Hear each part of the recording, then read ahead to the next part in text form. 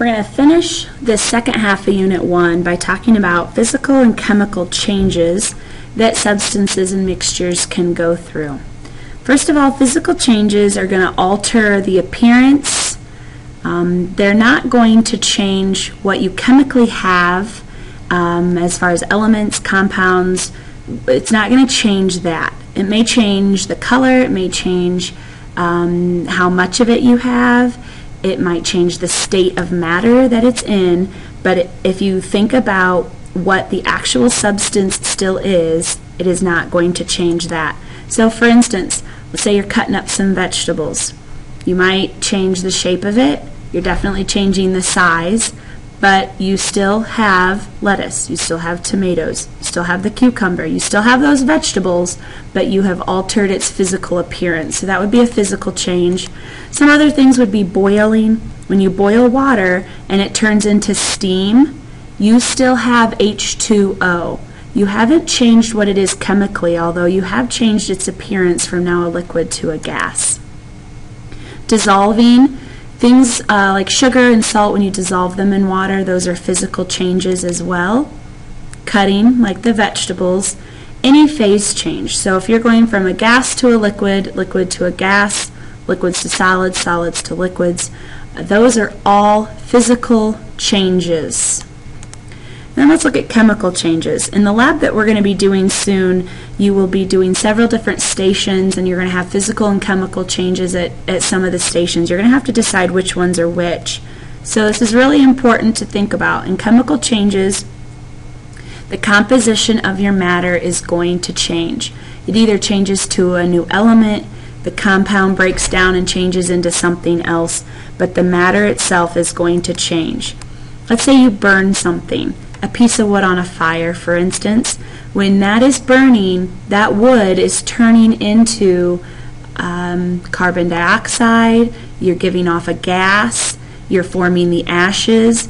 You don't have a piece of wood anymore. You're chemically changing it to something else. Rusting is another example. You have this metal, and because it's reacting with the oxygen in the air, it's creating rust. Rust is not the original metal.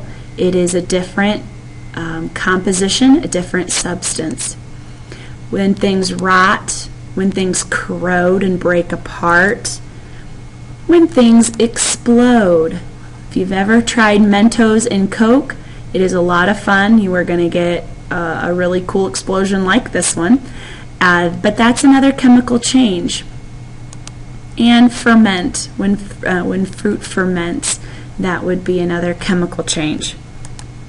Now, chemical changes are going to deal a lot with chemical reactions, and in the second half of chemistry you'll get into this a bunch more, but we're going to introduce it for now. Chemical reactions, you have one substance or several substances and that are going to change into something new. So you're making maybe one substance, maybe more, but you have a group of items that are being changed into something else. So for instance, if this was a lab that we were doing, if we added two chemicals in here, you can see that it's giving off some smoke. Okay, there's gas that's being produced. So you have something that is being produced different than what you originally had. This would be a chemical reaction. Chemical reactions have two sides here. Notice the arrow in the middle, very similar to the equal sign in math. So you have the reactants, and those are going to turn into the products. The reactants are your starting materials, kind of like your ingredients in a recipe, and then the products are what you're making. Okay, your final, after the chemical reaction, what do you have? Some clues that a chemical reaction is happening.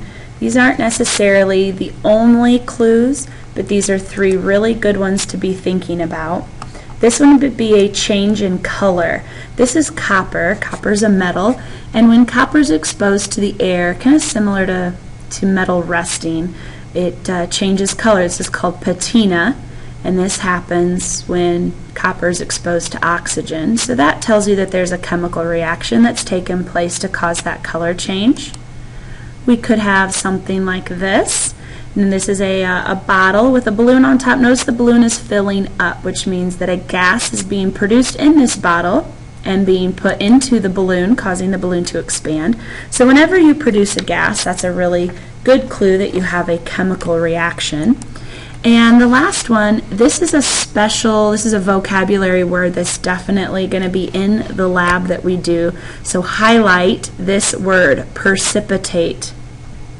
A precipitate is formed when you take two liquids, and when you combine the liquids together, we get a solid. A solid forms, it separates itself from the liquid. A lot of the times, over course of a few minutes or whatever, you'll see it kind of settle to the bottom. But that would be a precipitate. Definitely one of the stations you're going to do in your lab you will see a precipitate forming, so be ready for that one. These are not the only clues that a chemical reaction exists, like I said, but these are definitely some ones to keep in your mind. And then lastly, when we're looking at chemical reactions, we need to know, is energy being put into our system, or do we have to take energy out in order for the reaction to take place? So the words endothermic and exothermic are important to chemical reactions. Endothermic, you have to put energy into your into your system. So for instance, when you bake a cake, you could have that cake batter sitting in the pan in the oven, but until heat is put into it, until it can absorb energy from its surroundings, it is not going to turn into that good, yummy, fluffy cake that you want to eat. Same thing with a solid turning into a liquid. If you have ice, you cannot get it to turn to a liquid until you add energy, and heat is just one type of energy. Exothermic, exo meaning exit or releasing. So when energy is given off or energy is released, those are exothermic.